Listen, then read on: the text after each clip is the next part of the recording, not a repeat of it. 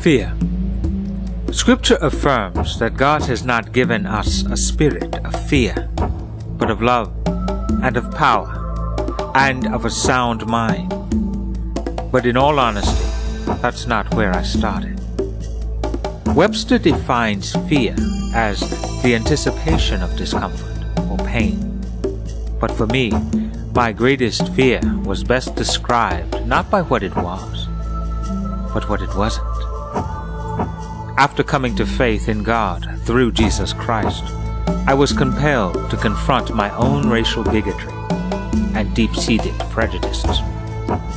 One in a Million is a provocative composite of poetic works which chronicles my miraculous transition from rebel to saint.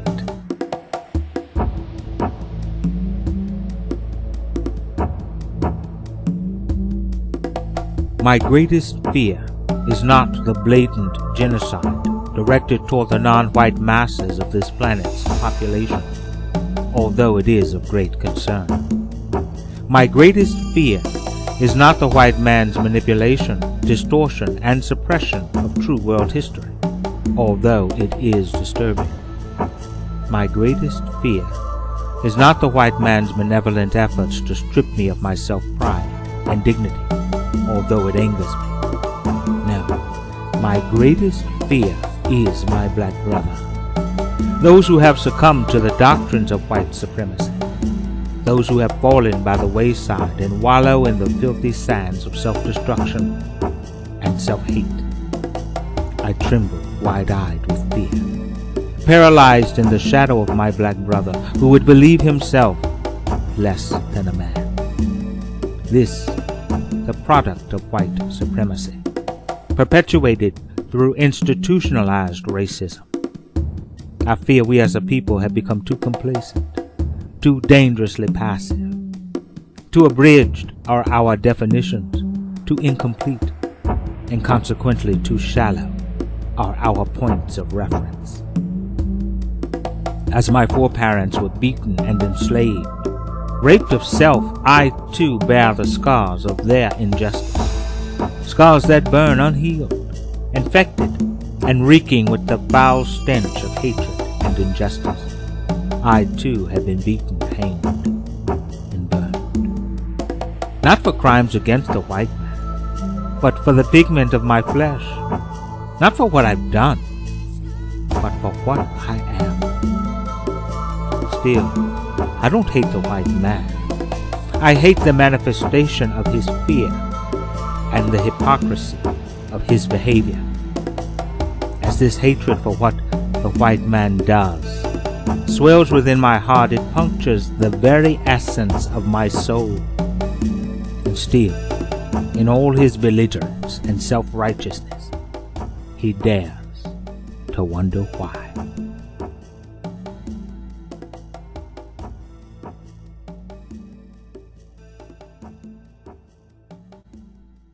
I admit, when I first began writing, I felt a great deal of anger.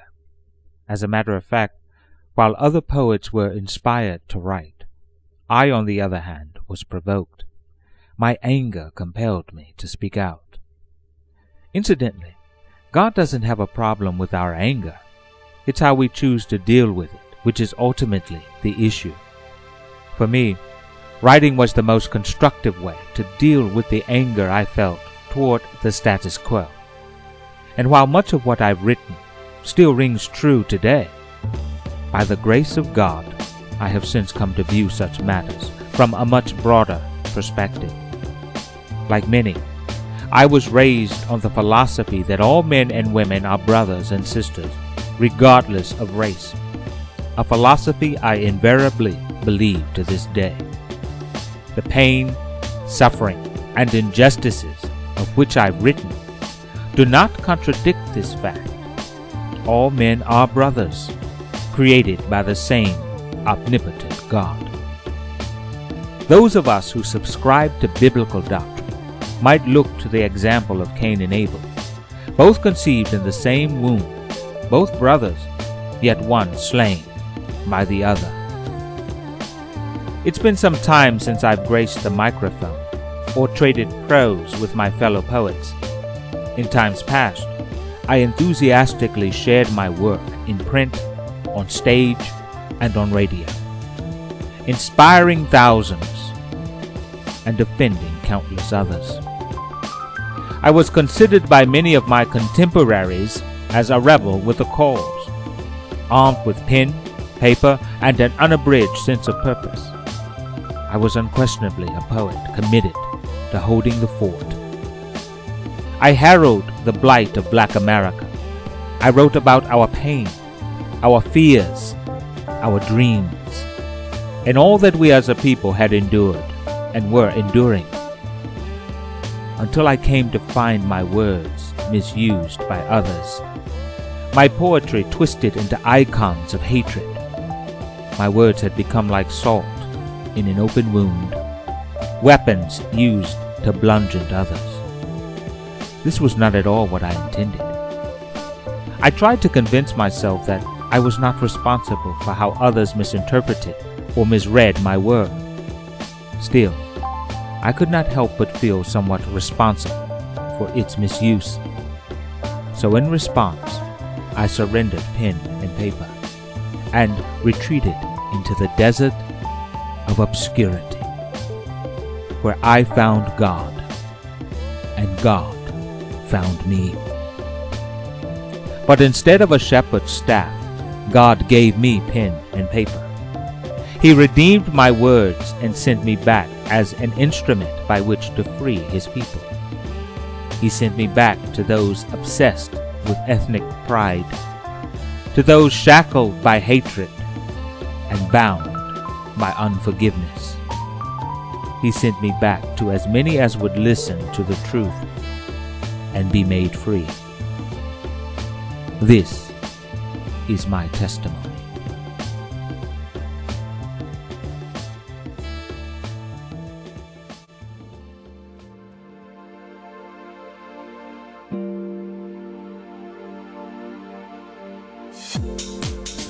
Without controversy, the Reverend Dr. Martin Luther King, Jr. personifies the Civil Rights Movement, a movement ignited by one woman's refusal to yield and fueled by decades of America's exploitation and oppression of millions. Just an infant in my mother's arms, I was too young to remember the masses that converged on our nation's capital. I was too young to comprehend the words of this extraordinary dreamer and revolutionary, whose vision awakened a people, whose dream inspired a movement, and whose determination and resilience provoked a nation. Surprisingly, as a child, I experienced very little overt racism, at least none I can remember. And for most of my early adult life, I remained incognizant of the social injustices which continue to plague the African American community. Although I grew up in our nation's capital, I had very little interaction with white America. I grew up in what had become a predominantly black city. I lived in an all-black neighborhood. I attended an all-black church, and I was educated in an all-black classroom. But ironically, the struggles and sacrifices of Dr. King's era had become far removed. Faint echoes and faded images of the past was just about all the black history 28 days a year could afford. Years later, I would find myself in a cadet's uniform, more than willing to kill and die for God and country. Over time, however, not so subtle contradictions in America's foreign and domestic policies gradually eroded my confidence in this America, to whom I had pledged my allegiance as a child, and for whom I was now preparing to defend, even to my death, only now having discovered I was deceived. America was not at all what she had led me to believe. Eventually, patriotism gave way to contempt, and so began this poet's renaissance. I then endeavored to immerse myself in the history and culture which for years I had neglected. I was inspired by authors such as Richard Wright, Langston Hughes, and others. Yet few would have as great an influence on my style of writing as would one contemporary poet and jazz artist, whose unique style of poetic critique and social commentary I would make my own. Gil Scott-Heron was a poet's poet. From his classic The Revolution Will Not Be Televised to his more recent Work for Peace, Gil Scott pulled no punches, but called it as he saw it, without apology, as would I.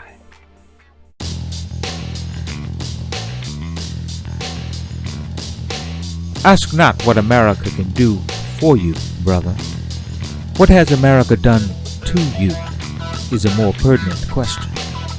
Still, in the face of America's crimes of racism, oppression, and insensitivity, there are those of us who would ask, what has America done for us?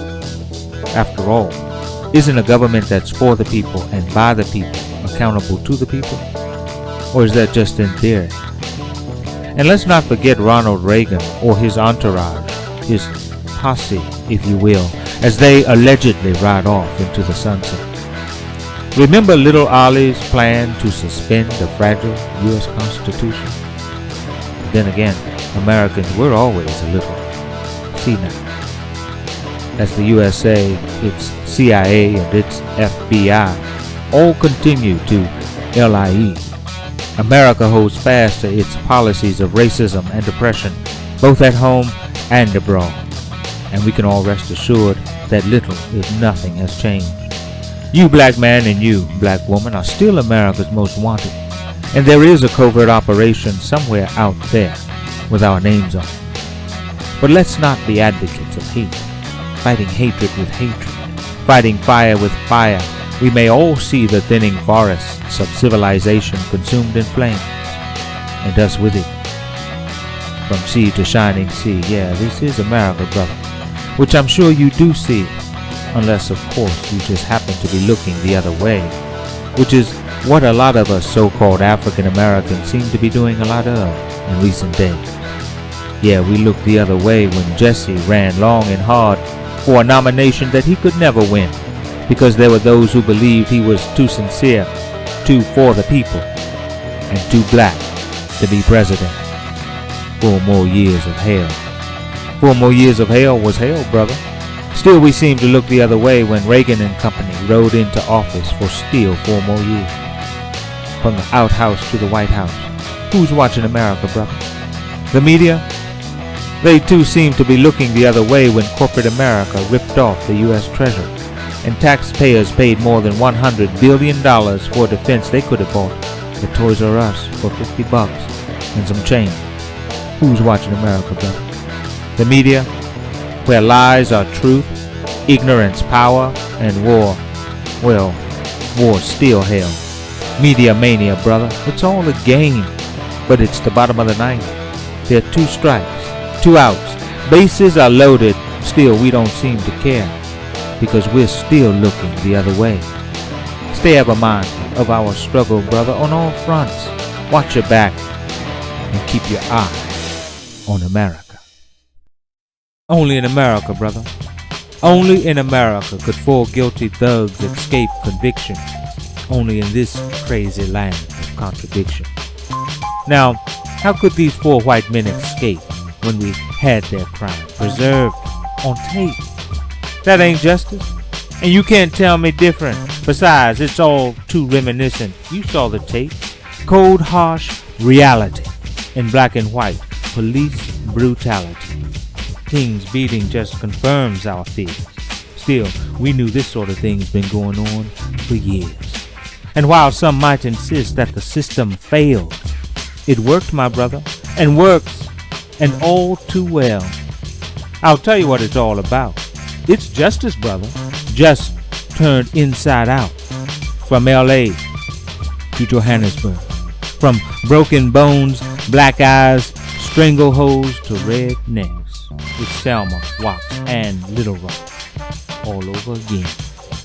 Only in America, brother. Only in America, where justice is 1/10 of the law, while 9/10 of the time we're being beat down, dragged down, locked up, or shut out. Only in America, brother. Only in America, where before these four thugs were first acquitted, there were those of us, who still insisted.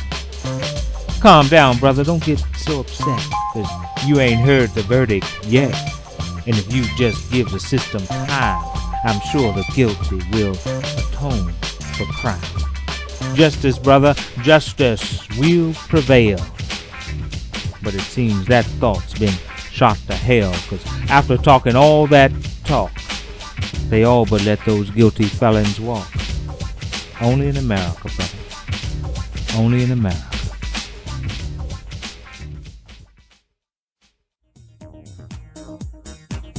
Abracadabra. Columbus discovered America. Hocus Pocus, a nation was then founded on the principles of justice, liberty, and the inalienable right of self-determination.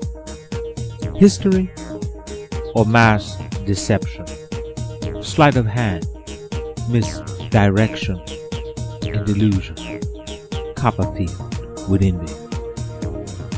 It seems that somewhere down the line we've been misled. Yeah, we digested all the lies they fed. And some of us still have this crazy thought that the Civil War we fought was actually about the emancipation of the Negro. When truth is, if some folk actually had their way, brother, you just might be enslaved today. Indigenous people befriended and then betrayed. Africans captured, slaughtered, or enslaved. But you'd be hard-pressed to find that unadulterated fact in any Eurocentric history book, because somewhere in America's pathetic youth, they seem to have misplaced the truth.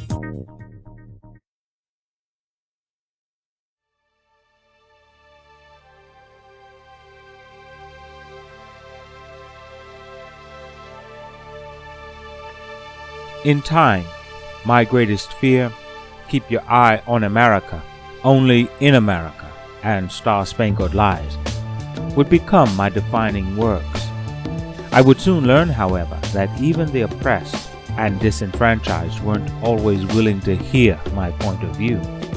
Much to my surprise, many of my black brothers and sisters were just as pliant as I had been some years prior. But more disheartening than the complacency of the many was the duplicity of the few. Without question, many of us were ourselves undermining the very health and vitality of our own community. Despite arguments to the contrary, we ourselves are responsible for the part we play in our own demise. We were disadvantaged, yet we did not exploit many of the opportunities we were afforded. Collectively, we commanded an enormous amount of wealth, yet remained disenfranchised and impoverished. We were disproportionately imprisoned, yet despite arguments that we did not manufacture the guns and ammunition which found their way into the hands of our youth, it was ultimately we ourselves who pulled the trigger. It was our fathers and mothers who had neglected their children. Despite arguments that we do not produce or import the drugs which flood our streets, of our own volition, we have used and sold them. We were quick to cry genocide, yet by choice, we aborted our own children by the millions. Although many of my peers would hold white America fully culpable for our social blight, I for one was convinced that black America itself bore much of the responsibility. Unlike many of my contemporaries, I subsequently became disquieted with black America. If the pen were indeed mightier than the sword, then it too would cut both ways. And from my perspective, we ourselves were not impervious to critique.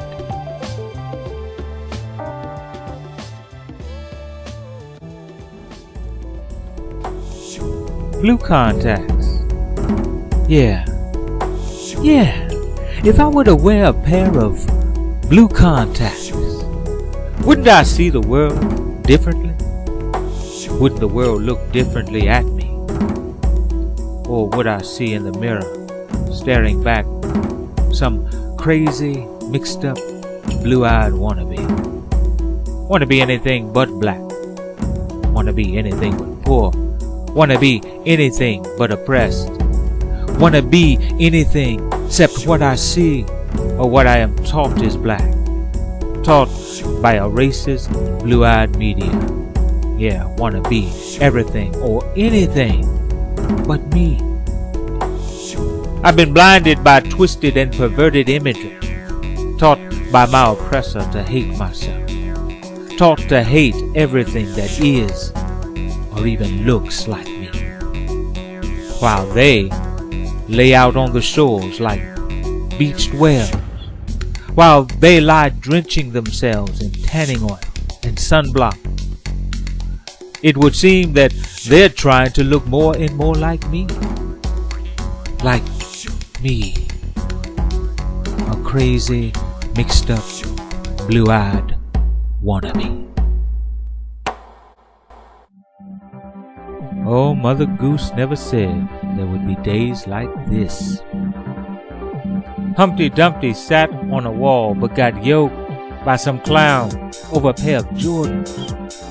Little Red got knocked up by some homie from the hood, and Mary was still on the lam for tricking for some silly rabbit. Knick-knack, paddywhagging, the three pigs busted the big bad wolf for huffing and puffing in a drug-free zone, while Jack Be Nimble was getting burned in some gingerbread crack house. Snow White never found her handsome prince.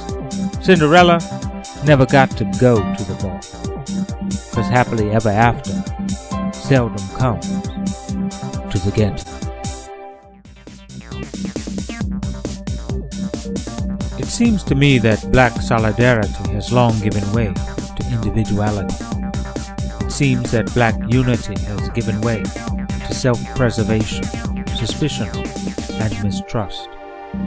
It seems to me that the Black Revolution has retreated from America's urban streets. It has retreated from the progressive movements and demonstrations of the 60s and 70s. It has retreated from affront town halls and state houses into the quiet confines of indifference and inaction. It seems to me as though our collective conscience has been assassinated. Have we buried with Malcolm and King their commitment to freedom?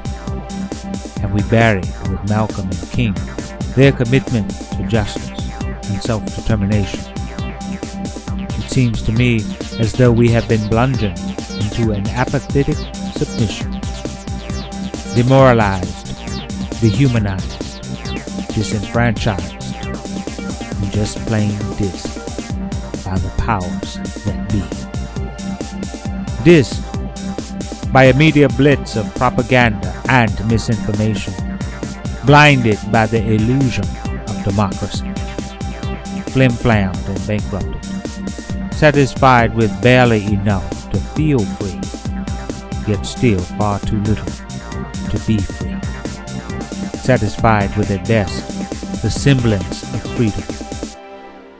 It seems to me that we have become too misled to distinguish fact from fiction, too withdrawn to discern lies from truth, and just too damn tired to care. Too damn tired, I swear. Seems every time I turn around, we're tearing one another down.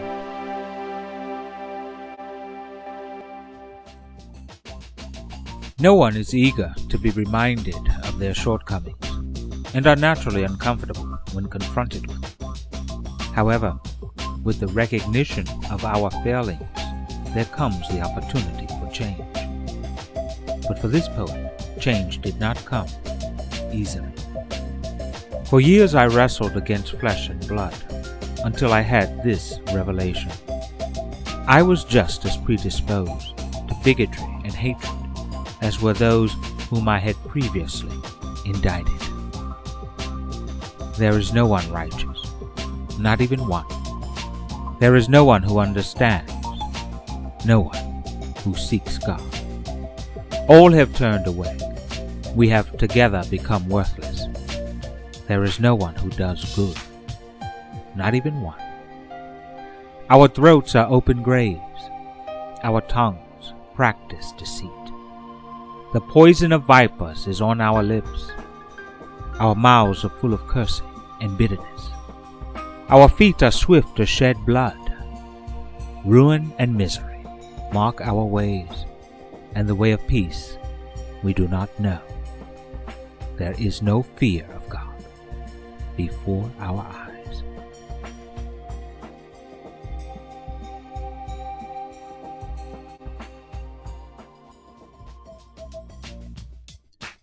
In the midst of my iniquity, in the midst of my sin, God spoke to my heart. And I sought then to conform my life, to refrain from sin. In practice, I foolishly sought to impress God with works, inspired of a corrupt and imperfect heart. Pride-filled. I believed I had the tenacity. I believed I had the fortitude not to express, indulge, or manifest my sin. I discovered, still, in thought I sinned. The act or deed merely bearing witness to that which soils my heart and seeks to besmirch and adulterate my very soul. Pride-filled. Rebuke is heard of the humbled and repentant heart, yet pride would have me seek out the sins of my brethren to justify or validate my own. Pride, thou art a most wicked and deceitful foe. It is Christ, not I, who is the author of my faith. It is Christ, not I, who redeems my soul. Pride-filled. O Lord, I pray, break my spirit that I might hear your voice. Abase my pride, that I should seek your face, that I might be saved. Lest my heart be hardened and deceived by the foolishness of pride. My Father, who art in heaven, holy is your name. Your kingdom come, your will be done, on earth as it is in heaven.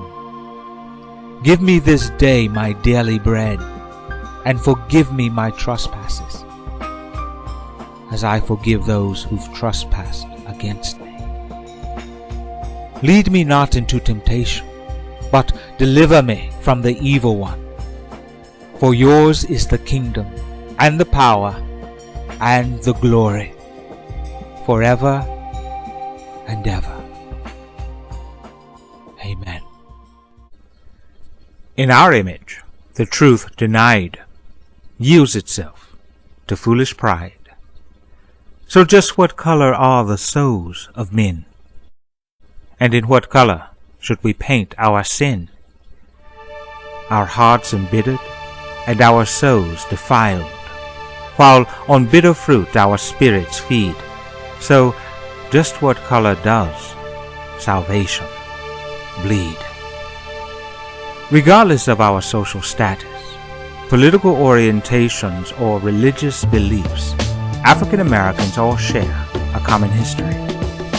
And decades after our emancipation, we continue to endure discrimination and racial bigotry. Consequently, our continued fight for racial parity and social justice is in itself commendable. However, as a Christian, if I am to be about my Father's business, it is no small compromise for me to espouse those who not only deny the deity of my Lord and Savior, Jesus Christ, but propagate a gospel contrary to that which I myself am commissioned to proclaim. There I promote racial solidarity at the expense of Christian unity, who in fact are my brothers and my sisters if not those who hear the voice of the Lord and obey it. Given our painful history, African Americans are especially vulnerable to feelings of bitterness and unforgiveness. So it's imperative that we do not lose sight of the fact that during both slavery and the civil rights movement, many of our white brothers and sisters not only recognized the brutality of slavery and the injustice of exclusion, but literally put their lives at risk to help facilitate change. Nor should we abate the fact that Africans fought and enslaved fellow Africans before and during the exploits of the European antagonist. The inclination of the heart of man is depraved from his youth up, and we are all victims of the hatred and prejudices of others as well as our own. Still, our struggle is not against flesh and blood, but against the rulers, against the authorities, against the powers of this dark world, and against the spiritual forces of evil in the heavenly realms. Racial hatred and prejudice are born of fear, perpetuated through ignorance, but temperance and respect are born of love. The right path is not an easy one. Your struggle is my struggle. Your victory, my victory.